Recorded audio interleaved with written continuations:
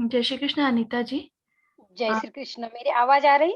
जी, आवाज आ रही है और प्रणव भैया जुड़ चुके हैं, हम लोग शुरू कर सकते हैं।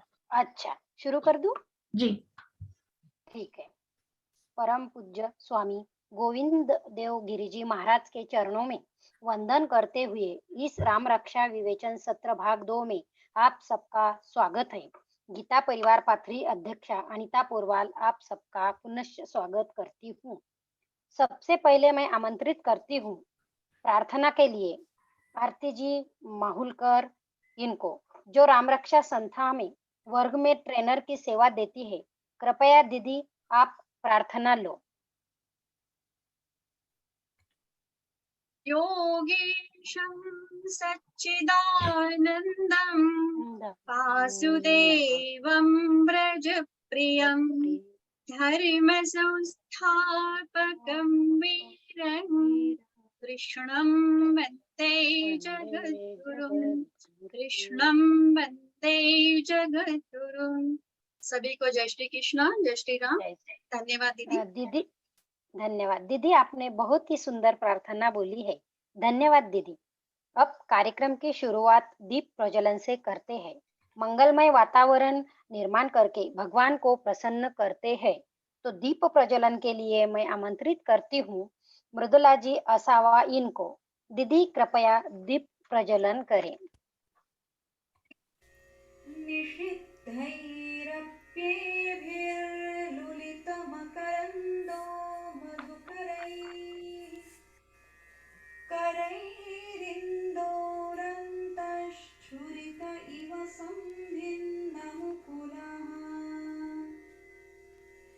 विधत्तां सिद्धिन्नो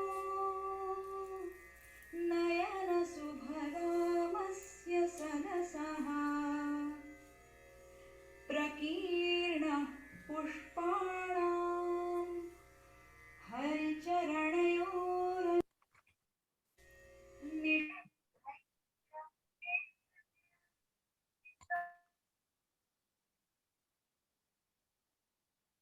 हेलो। जी अनीता जी, आपकी आवाज सुनाई दे हाँ रही। धन्यवाद। हाँ धन्यवाद मृदुला जी। आज मैं ज्यादा समय न लेते हुए आपके प्रमुख वक्ता प्रणव जी भैया पटवारी इनको आमंत्रित करती हूँ। भैया आपका इस झूम सभागृह में स्वागत है।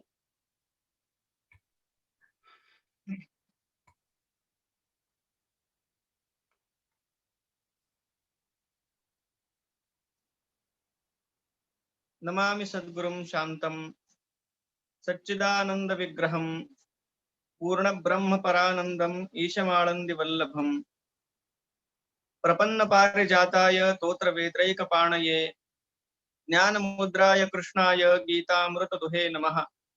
माधुर्यरसकल्लोलां शिवशक्त्यैकरूपिणीम् अमृतानुभवार्थाय वन्दे ज्ञानेशनन्दिनीम्। नमो गोविन्ददेवाय ज्ञानदेवस्वरूपिणे वाग्मिने वाङ्निधानाय यतये वेदमूर्तये आपदामपहर्तारं दातारं सर्वसंपदां लोकाभिरामं श्रीरामं भूयो भूयो नमाम्यहम्।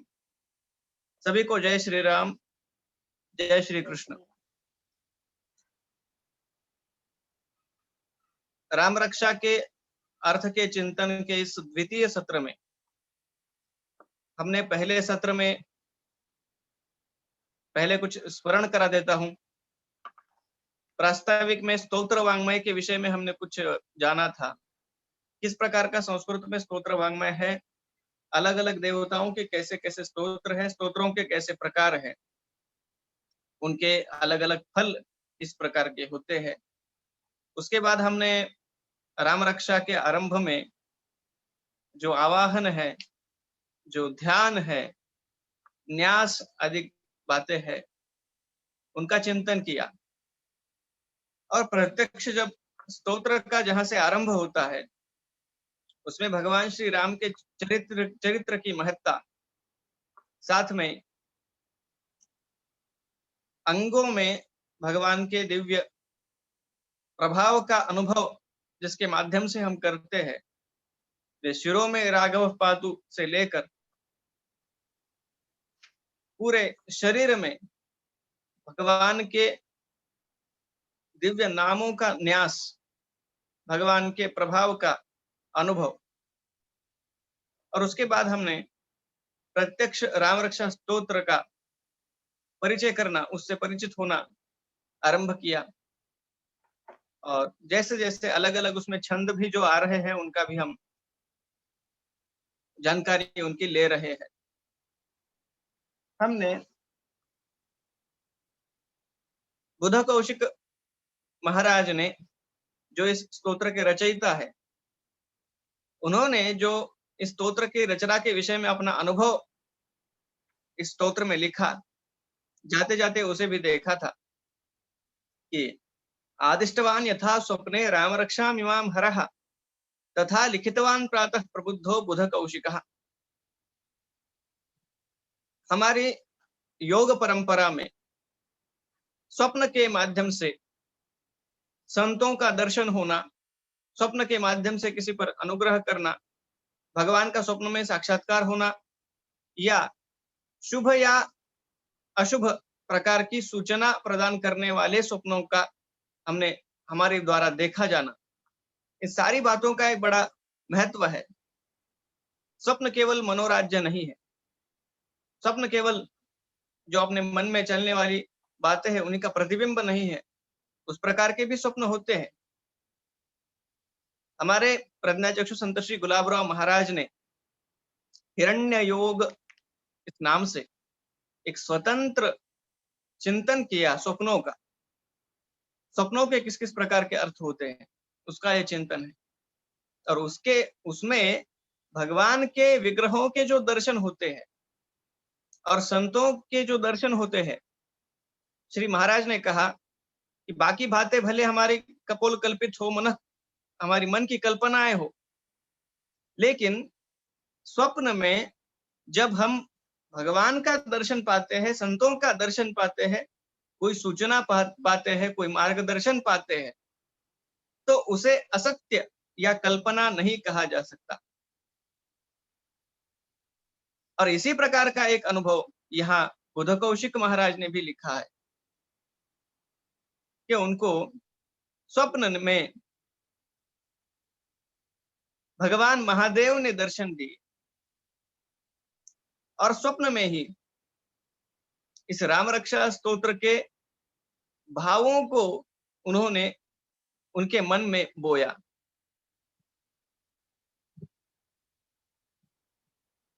और जिस प्रकार भगवान श्री कृष्ण और अर्जुन के बीच में जो संवाद हुआ, उसे शब्दबद्ध किया भगवान वेदव्यास जी महाराज ने, जैसे हम गीता कहते हैं। उसी प्रकार जो जो बातें भगवान श्री राम के नाम का जो जो महात्म्य, उनके नाम की मंत्रमयता, उनके उस पवित्र नाम का प्रभाव, ये सारी बातें बीज रूप में भगवान महादेव ने बुध कौशिक मुनि को स्वप्न में बताई। अब भगवान भी अनुग्रह करने के लिए कोई किसी के भी स्वप्न में जाकर और कुछ भी नहीं बताते, उस प्रकार का अधिकार भी होना आवश्यक है। तो बुध कौशिक मुनि का तप, उनका पवित्र जीवन, और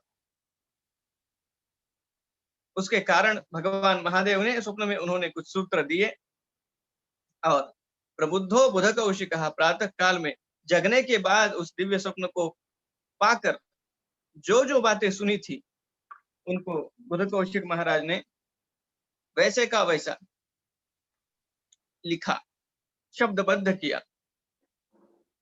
आराम कल्प वृक्षाणाम विराम सकलापदाम अभिराम स्त्रिलोकानाम राम श्रीमान सनः प्रभु।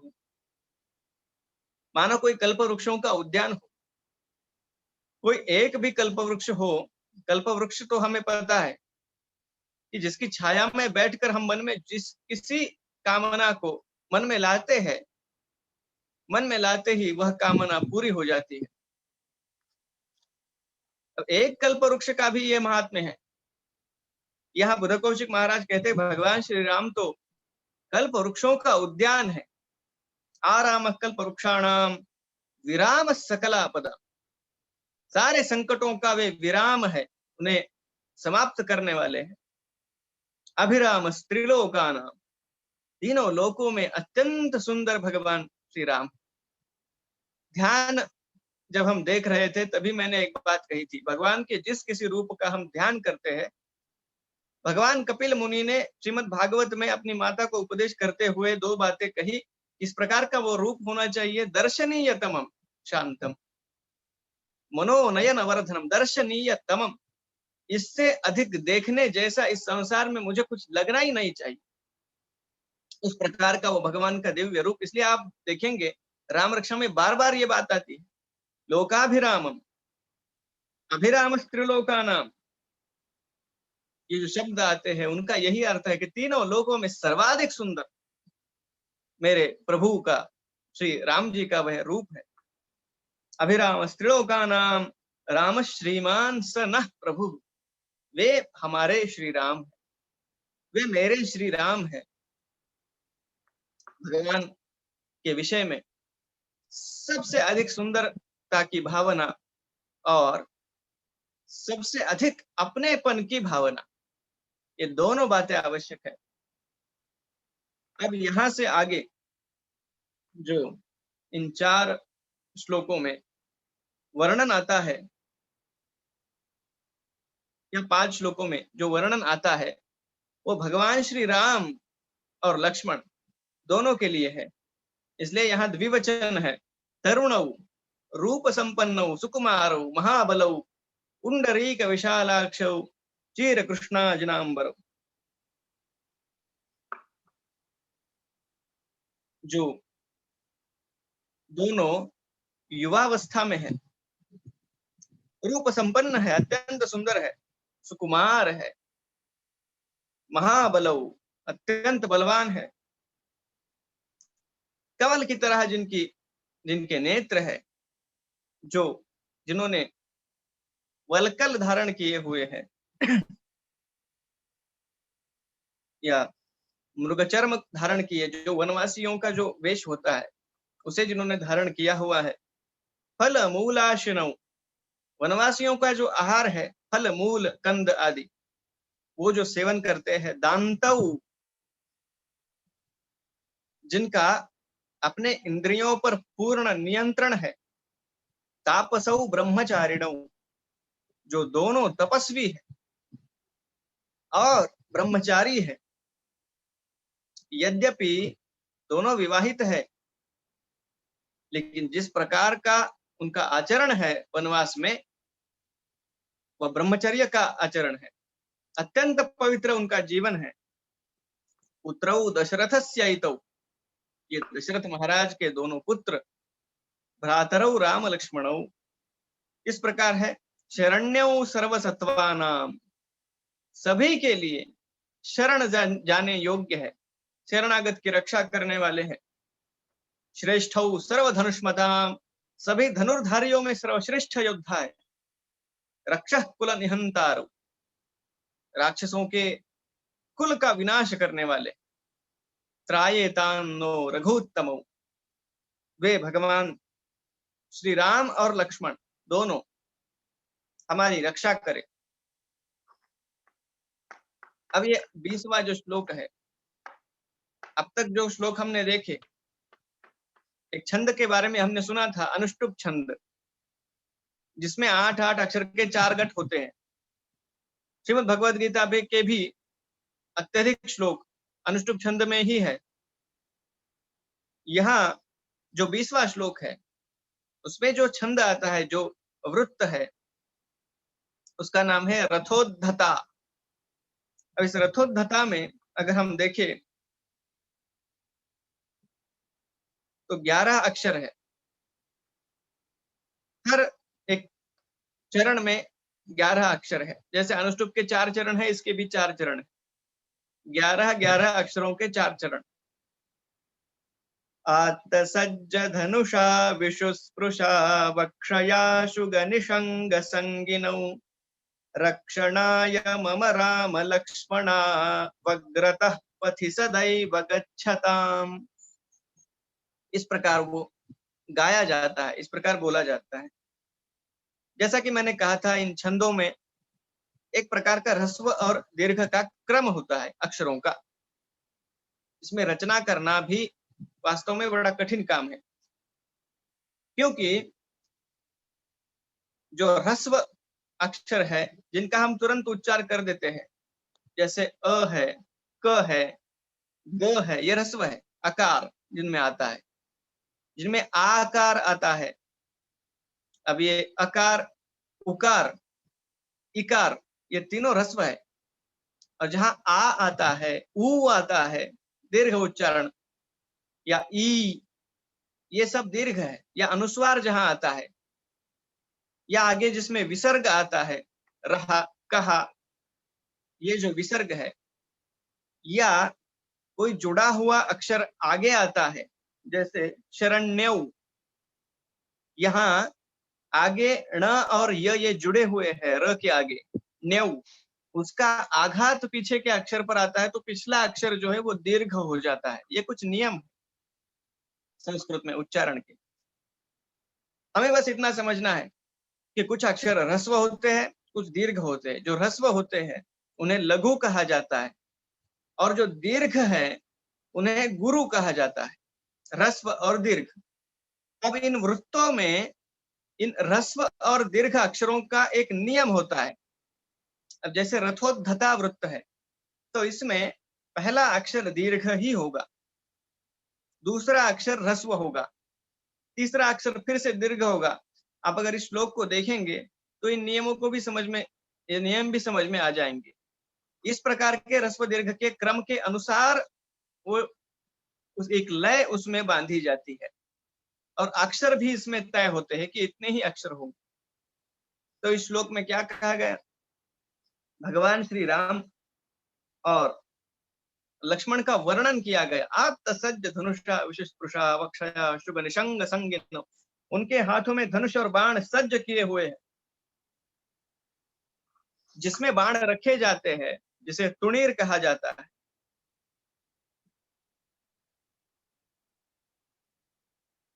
वह जिन्होंने अपनी पीठ पर बांध के रखा है, हाथों में धनुष और बाण लिए हुए है।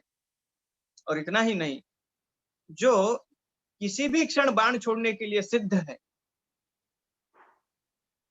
इस प्रकार के राम और लक्ष्मण मेरा रक्षण करने के लिए, रक्षणाय मम राम लक्ष्मणौ अग्रतः पथि सदैव गच्छताम्,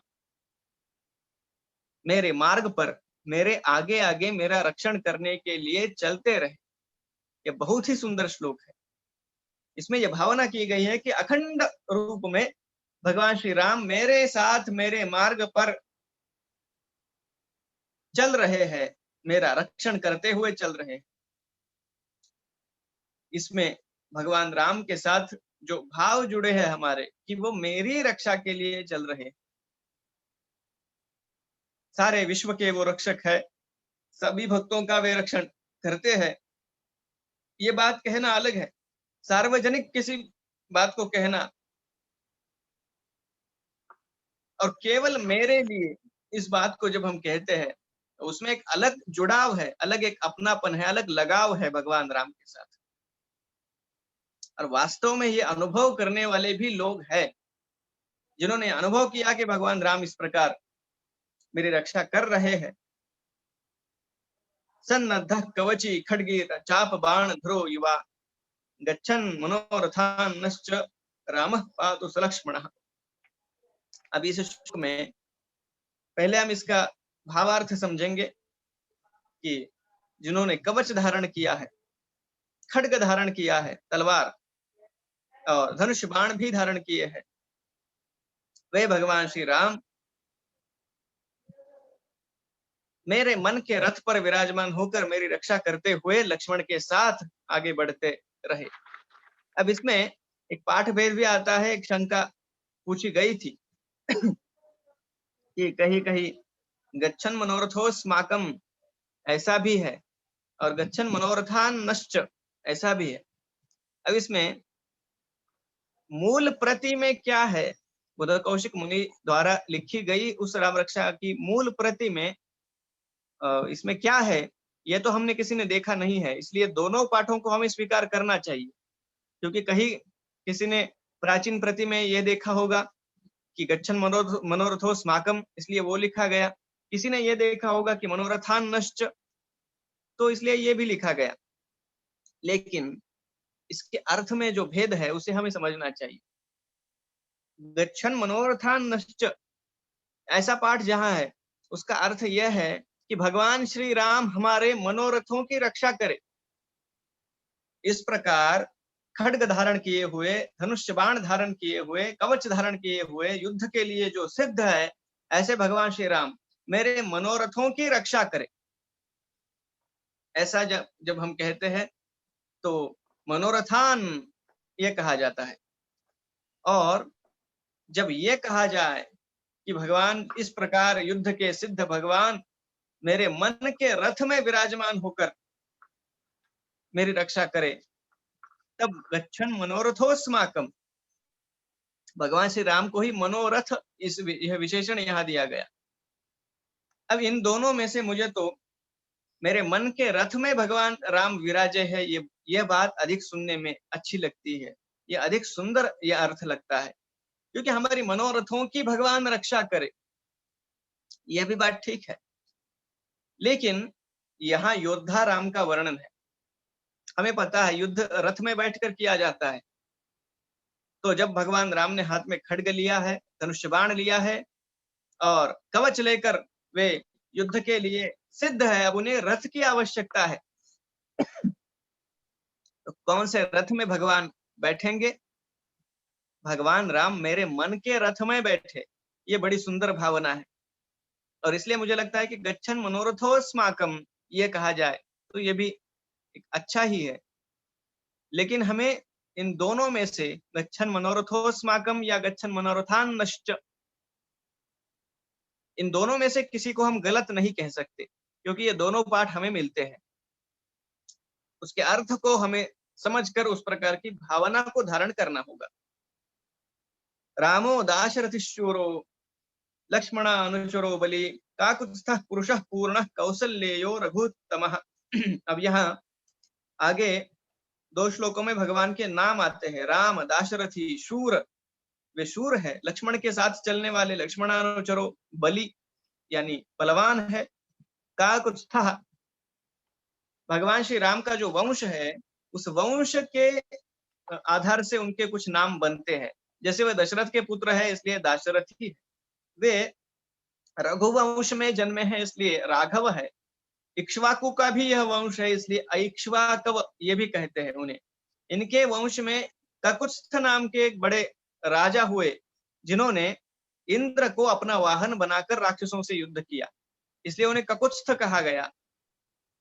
उनके नाम से काकुत्स्थ ये भगवान श्री राम का नाम है। तो पुरुषः पूर्णः कौसल्येय, जो कौसल्या के पुत्र है, रघुओं में श्रेष्ठ, सारे रघुवंशियों में जो श्रेष्ठ है, रघुत्तम है, वेदांत वेद्यो यज्ञेशः, वेदांत से जिन्हें जाना जाता है, जिनका चिंतन किया जाता है, जो पर ब्रह्म है, वे यज्ञों के ईश्वर यज्ञेश, पुराण पुरुषोत्तमः, पुराणों में जिनका वर्णन आता है वे पुरुषोत्तम भगवान राम, जानकी के पति, जानकी वल्लभ, श्रीमान, अप्रमेय पराक्रम, अतुलनीय जिनका पराक्रम है, ऐसे भगवान राम।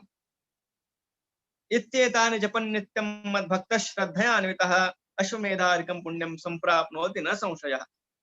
इस प्रकार जिनके नामों का चिंतन कोई भक्त करता है तो भगवान राम कहते हैं अश्वमेध यज्ञ से भी अधिक उसे पुण्य प्राप्त होता है, न संशय, इसमें कोई संशय नहीं। आगे भगवान श्री राम का वर्णन करते हुए कहा गया, रामम दूर्वादलश्यामम पद्माक्षम पीतवासम स्तुवन्ति नामभिर्दिव्यैर् नते संसारिणो नराः। भगवान श्री राम का जो रंग है वो भगवान श्री कृष्ण की तरह ही घनश्याम है, मेघश्याम है। जैसे बादलों का रंग है उस प्रकार का सांवला उनका रंग है।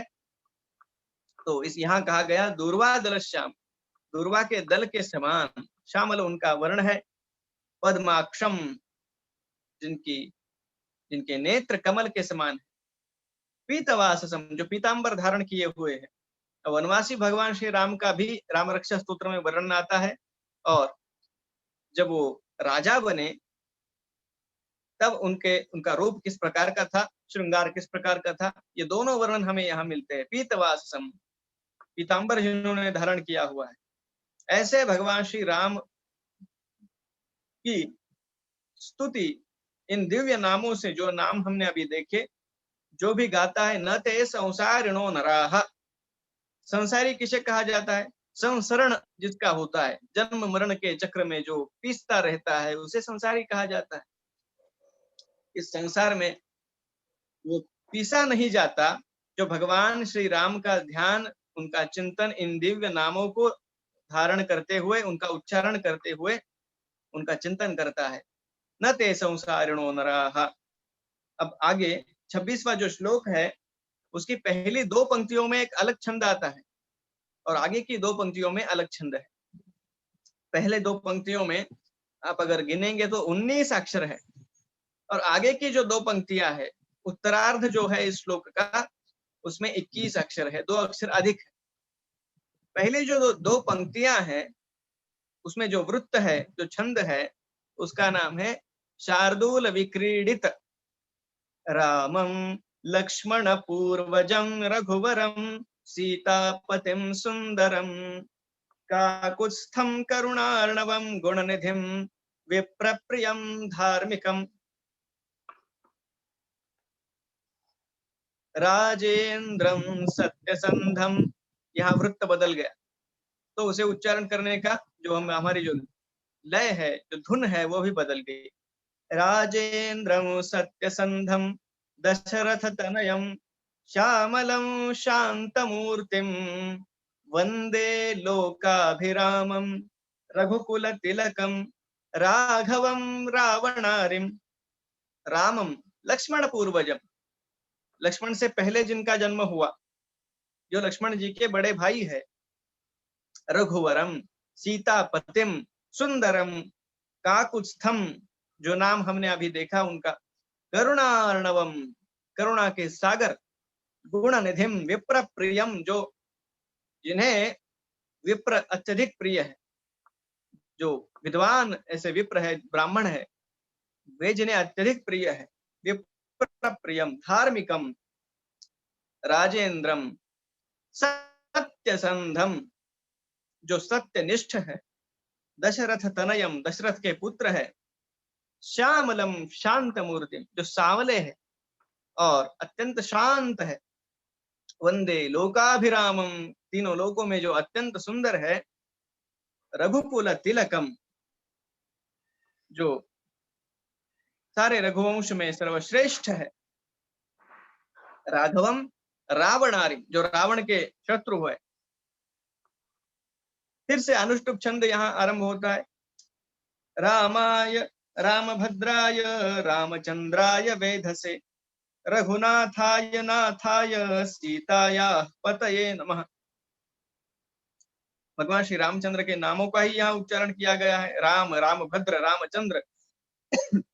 वेधसे, जो विधाता के रूप में है सृष्टि के।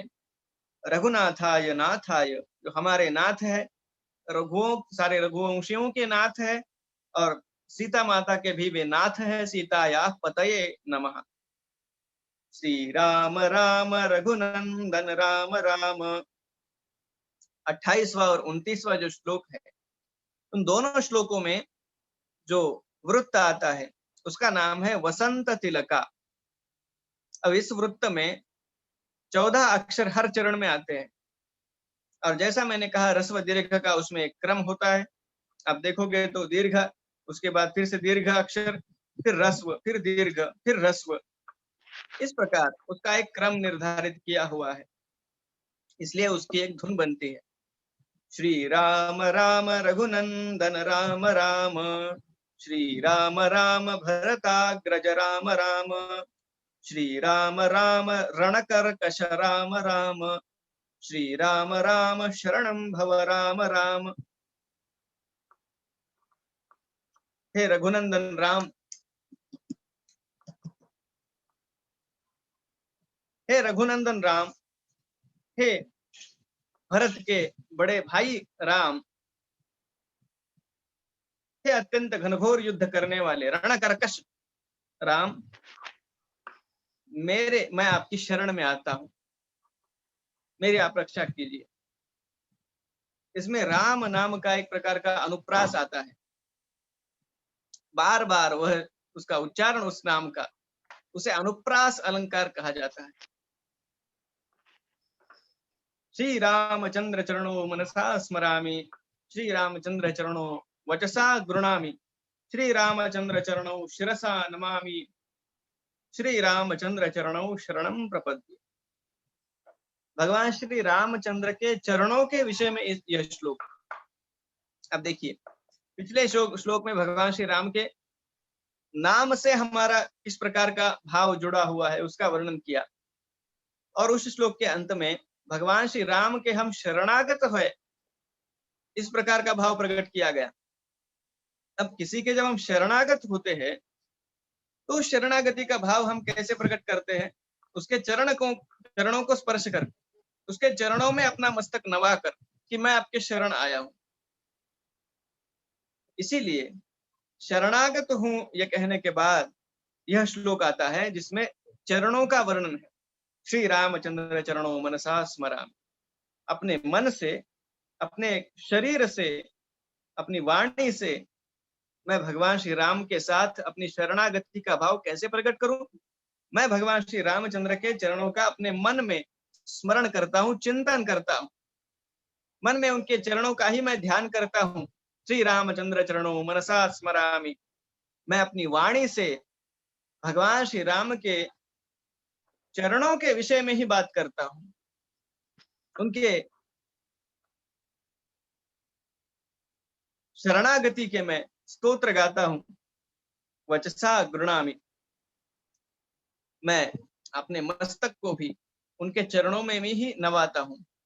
मन, वाणी और शरीर, इन तीनों से शरणागति होती है, भक्ति इन तीनों से की जाती है। मन में चिंतन उन्हीं का हो, वाणी से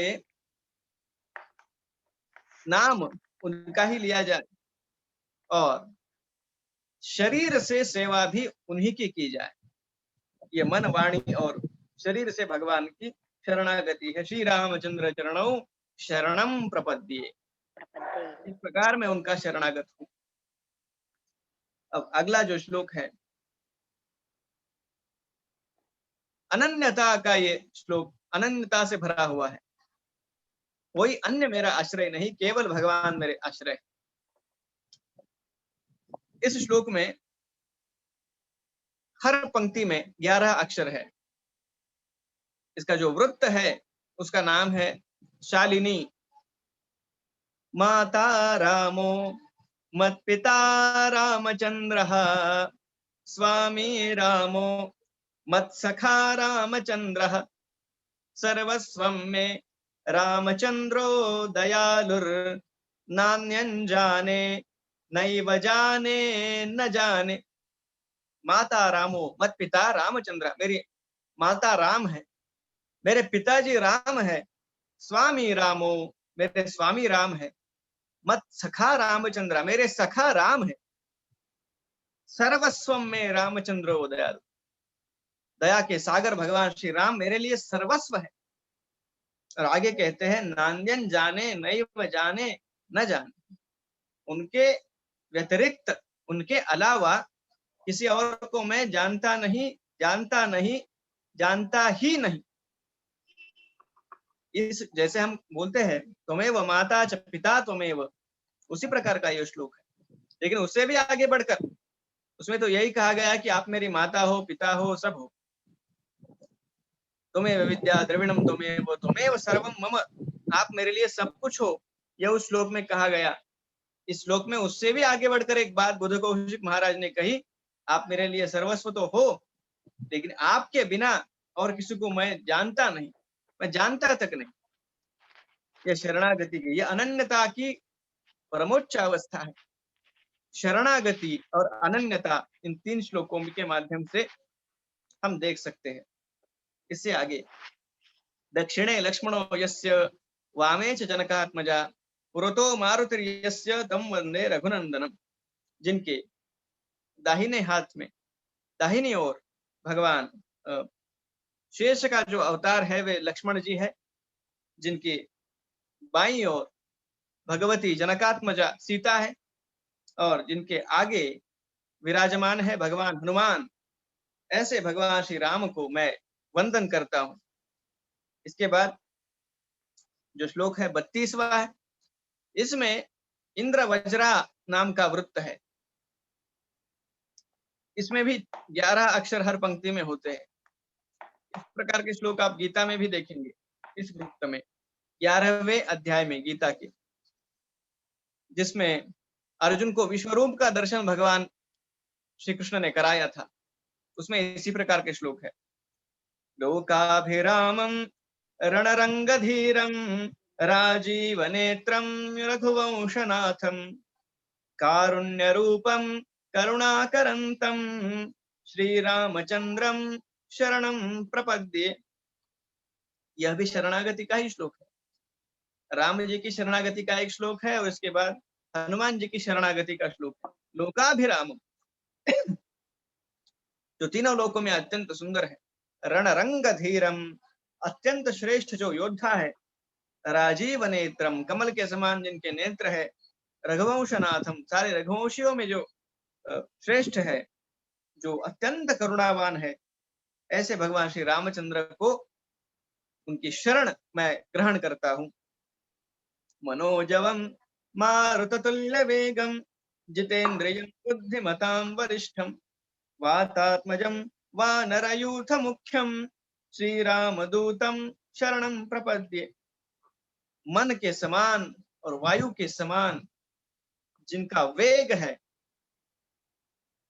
जितेंद्रियम जो स्वयं जितेंद्रिय है, संयमी है, बुद्धिमताम वरिष्ठम सर्वश्रेष्ठ जो बुद्धिमान है, वातात्मजम जो पवन पुत्र है, वानर यूथ मुख्यम सारे वानरों के जो अधिपति है, श्री राम दूतम शरणम प्रपद्ये। पहले स्वामी की शरणागति, अब उन भगवान श्री राम के जो दास है, उन भगवान हनुमान जी की शरणागति। अब भगवान श्री राम को भी वंदन हमने किया, हनुमान जी को भी वंदन किया। अब उन्हें वंदन किया गया है जिन्होंने भगवान श्री राम का दिव्य चरित्र हम तक पहुंचाया। वे भगवान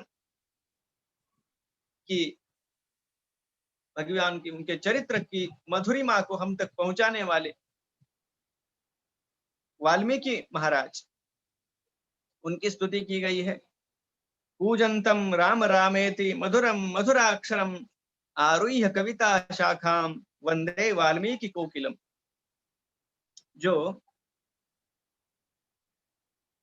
राम नाम की मंगल धुन को गाने वाले और कविता की डाली पर बैठकर जो राम राम की मंगल धुन को जिस प्रकार कोयल गाती है उस प्रकार जो गा रहे हैं, वंदे वाल्मीकि कोकिलम, उन वाल्मीकि को मैं प्रणाम करता हूं। आपदाम अपहर्तारम दातारम सर्व संपदाम लोकाभिरामम श्रीरामम भूयो भूयो नमाम्य। जो सारे संकटों का हरण करने वाले हैं, जो सारे सब प्रकार की संपदाओं को प्रदान करने वाले हैं, जो अत्यधिक सुंदर है, लोकाभिरामम श्री रामम, उन्हें मैं भूयो भूयो नमाम्यहम्, उन्हें मैं बारंबार प्रणाम करता हूं। भरजनम भवबीजानामर्जनम सुख संपदाम तरजनम यमदूतानाम राम रामेति गर्जनम।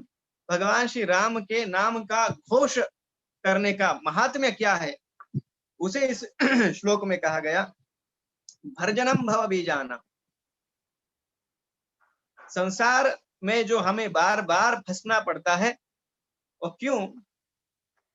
क्योंकि हमारे मन की जो वासनाएं, वो वासनाएं हमसे अलग अलग प्रकार के कर्म करवाती है, अच्छे बुरे।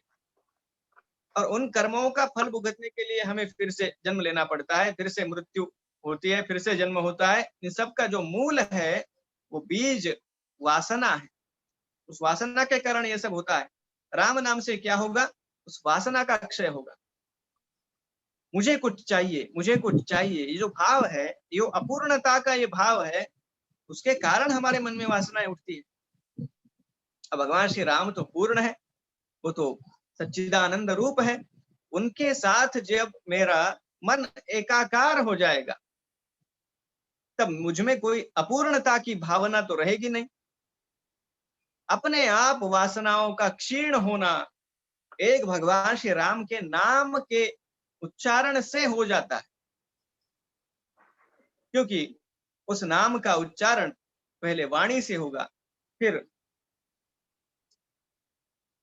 वह नाम धीरे धीरे मेरे मन की वृत्तियों को नियंत्रण में लाता रहेगा। अपने आप उसका प्रभाव मेरे शरीर पर भी होगा, मेरे प्राणों पर भी होगा। जितना जितना मैं उस नाम के साथ एक रूप होता रहूंगा, मैं जहां भी जाऊं, राम नाम का उच्चारण करने वाला जहां भी जाएगा, वातावरण पर भी एक अलग प्रकार का परिणाम उसके केवल अस्तित्व मात्र से होगा। अब ऐसे जो साधक है, जो इतने राम नाम में रमे हुए हैं, उनके मन के वासना के बीज तो कब के मिटे होंगे।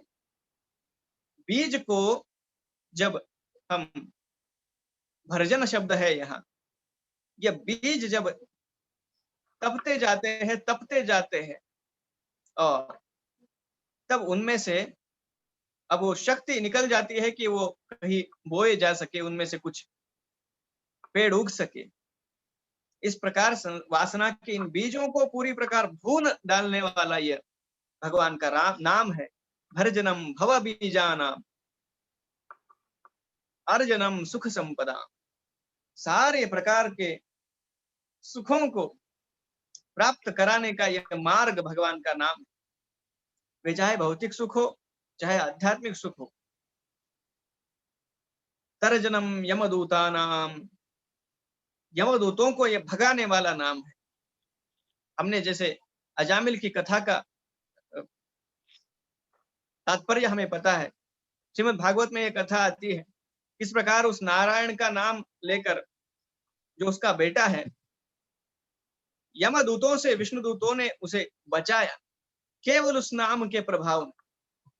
भगवान श्री राम के नाम के उच्चारण का यह प्रभाव है कि यमदूतों की छाया भी उस नामधारक को स्पर्श नहीं कर सकती। तो तर्जनम यमदूतानाम राम रामेति गर्जनम, ऐसा इस प्रकार का ये राम नाम का घोष है, ऐसा इस नाम का महत्व है। जो 37वां श्लोक है वह भी पीछे हमने जो एक वृत्त देखा था, रामम लक्ष्मण पूर्वजम रघुवरम, इन दो जो पंक्तियां है, ये वही शार्दुल विक्रीडित नाम का ये वृत्त है। और इस श्लोक की विशेषता यह है कि संस्कृत में जो अलग अलग विभक्तियां आती है, वे सारी विभक्तियां इस श्लोक में आई है। जैसे कि हम श्लोक में देखेंगे, रामो, रामम, रामेण, रामाय, रामात, रामस्य, रामे और हे राम, हो राम, ये संस्कृत की 8 विभक्तियां हैं। जैसे कि रामो राजमणि, भगवान राम कैसे है? वे राजाओं के भी राजा है। रामम रमेशम भजे, उन भगवान श्री राम को मैं ध्याता हूं। तो भगवान श्री राम ये पहली प्रथमा विभक्ति है। फिर उन राम जी को जब हम कहते हैं तो ये द्वितीय विभक्ति है। रामेणाभिहता निशाचर चमु, राम जी ने राक्षसों को मारा। राम ने जब कहते हैं यह तृतीया है। रामेण, रामाय तस्मै नमः, उन राम जी को मैं प्रणाम करता हूं, ये चतुर्थी विभक्ति है। रामान नास्ति परायणम परतरम, राम जी जैसा कोई आश्रय अन्यत्र कहां मिलेगा? राम से अधिक बड़ा आश्रय और कौन होगा? ऐसा हम कहते हैं। तो ये पंचमी विभक्ति है, रामात। रामस्य दासोऽस्मि हम, मैं राम जी का दास हूँ। राम का, ये षष्ठी विभक्ति है। रामस्य, रामे चित्तलय सदा भवतु मे, मेरा मन राम जी में समा जाए, राम में समा जाए। ये जब हम ऐसा कहते हैं तो ये सप्तमी विभक्ति है, रामे। और जब किसी को हम अ, बुलाते हैं, संबोधित करते हैं, तो वो संबोधन नाम की 8वीं विभक्ति है। हो राम माम उद्धर, हे राम जी आप मेरा उद्धार कीजिए। इस प्रकार ये 8 विभक्तियां इस एक श्लोक में समा जाती है। और अंत में राम रामेति रमे रामे मनोरमे, सहस्र नाम तत्तुल्यम राम नाम वरानने। अब जैसे कि हमें पता है, बुध कौशिक ऋषि को स्वप्न में भगवान श्री महादेव ने इस स्तोत्र का उपदेश किया। महादेव जी माता पार्वती जी से यह श्लोक कह रहे हैं। अंत में आता है वरानने कि हे सुंदरी। वरानना का मतलब होता है जिसका मुख अत्यंत सुंदर है। तो पार्वती जी से भगवान महादेव जी ये बात कह रहे हैं कि हे सुंदरी, राम रामेति रामेति रमे रामे मनो, केवल राम राम और राम, इस राम नाम में ही जो मनोरम है, जो मेरे मन को अत्यंत भाता है, उसी में मैं रमा रहता हूँ।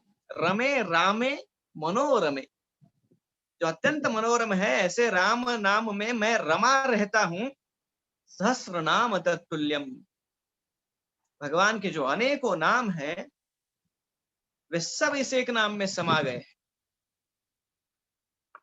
भगवान के सहस्र नाम है, हम सहस्र नाम स्तोत्र भी पठन उसका भी करते हैं। अनेकों उनके नाम है, हमें पता है, वो पढ़ने चाहिए, गाने चाहिए, उसमें कोई संदेह नहीं। लेकिन एक राम नाम को भी अगर हम धारण कर ले, उसी को अपना सर्वस्व बना ले, तो भगवान महादेव जी ने स्वयं ये कहा है कि भगवान के सारे नाम उसमें आ गए, उसमें समा गए।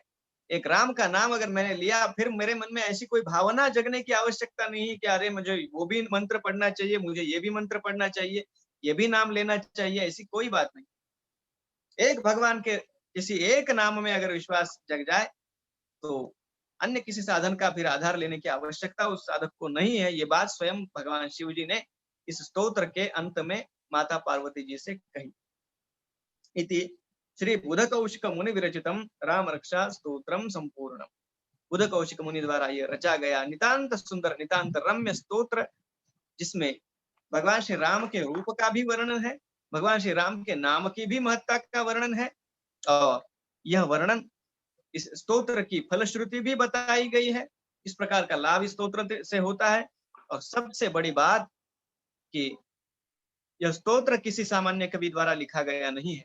इसमें जो भी कुछ लिखा गया वो बुध कौशिक ऋषि द्वारा, उनके पवित्र करकमलों द्वारा लिखा गया, और ये जो कुछ कहा गया वो साक्षात भगवान महादेव का मनोगत है।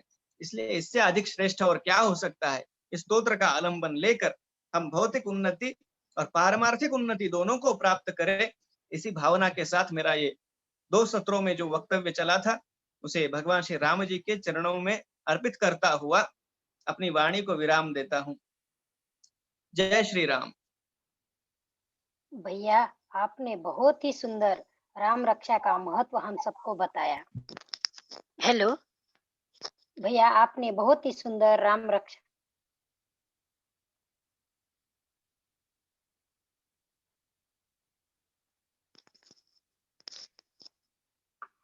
भैया, आपने बहुत ही सुंदर राम रक्षा का महत्व हम सबको बताया। धन्यवाद। आज आज की हेलो, आवाज आ रही मेरी? हाँ हाँ रही है। दीदी आ रही है। हाँ, आज की प्रार्थना दीप प्रज्वलन बहुत ही सुंदर आरती दीदी और मृदुला दीदी ने किया। आप सबका बहुत बहुत धन्यवाद। इस जून सभागृह में पधारी हुए सभी श्रोताओं का भी बहुत बहुत धन्यवाद। अब हम प्रार्थना के इस सत्र की समापन करते हैं और प्रार्थना के साथ। प्रार्थना। योगेशं सच्चिदानंदं वासुदेवं व्रजप्रियं धर्म संस्थापकं वीरं कृष्णं वन्दे जगद्गुरु कृष्णं वन्दे जगद्गुरु।